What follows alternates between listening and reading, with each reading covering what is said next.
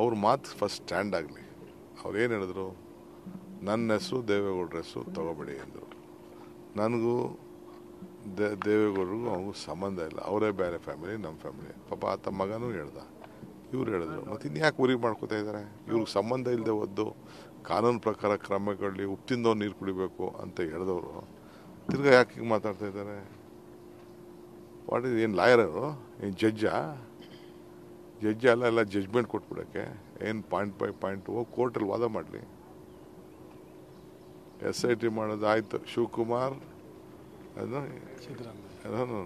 Shivakumar investigation team ಅಂತೆ, ಇನ್ನೊಂದು Siddaramaiah investigation team ಅಂತೆ, ಸುರ್ಜಿವಾಲ ಇನ್ವೆಸ್ಟಿಗೇಷನ್ ಟೀಮ್ ಅಂತೆ. ಭಾಳ ಸಂತೋಷ, ಫಸ್ಟ್ ಕ್ಲಾಸ್.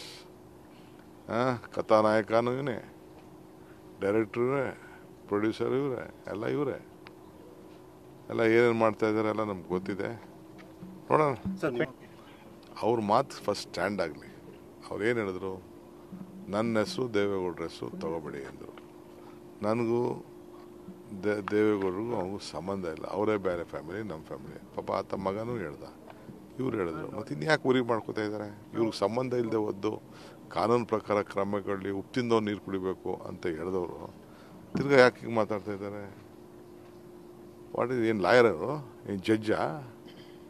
ಜಡ್ಜ್ ಎಲ್ಲ ಜಡ್ಜ್ಮೆಂಟ್ ಕೊಟ್ಬಿಡೋಕ್ಕೆ ಏನು ಪಾಯಿಂಟ್ ಬೈ ಪಾಯಿಂಟ್ ಹೋಗಿ ಕೋರ್ಟಲ್ಲಿ ವಾದ ಮಾಡಲಿ. SIT ಮಾಡೋದು ಆಯಿತು. ಶಿವಕುಮಾರ್ ಶಿವಕುಮಾರ್ ಇನ್ವೆಸ್ಟಿಗೇಷನ್ ಟೀಮ್ ಅಂತೆ, ಇನ್ನೊಂದು ಸಿದ್ದರಾಮಯ್ಯ ಇನ್ವೆಸ್ಟಿಗೇಷನ್ ಟೀಮ್ ಅಂತೆ, ಸುರ್ಜಿವಾಲ ಇನ್ವೆಸ್ಟಿಗೇಷನ್ ಟೀಮ್ ಅಂತೆ. ಭಾಳ ಸಂತೋಷ, ಫಸ್ಟ್ ಕ್ಲಾಸ್. ಕಥಾನಾಯಕನೂ ಇವನೇ, ಡೈರೆಕ್ಟ್ರು ಇವರೇ, ಪ್ರೊಡ್ಯೂಸರ್ ಇವರೇ, ಎಲ್ಲ ಇವರೇ. ಎಲ್ಲ ಏನೇನು ಮಾಡ್ತಾ ಇದ್ದಾರೆ ಎಲ್ಲ ನಮ್ಗೆ ಗೊತ್ತಿದೆ, ನೋಡೋಣ.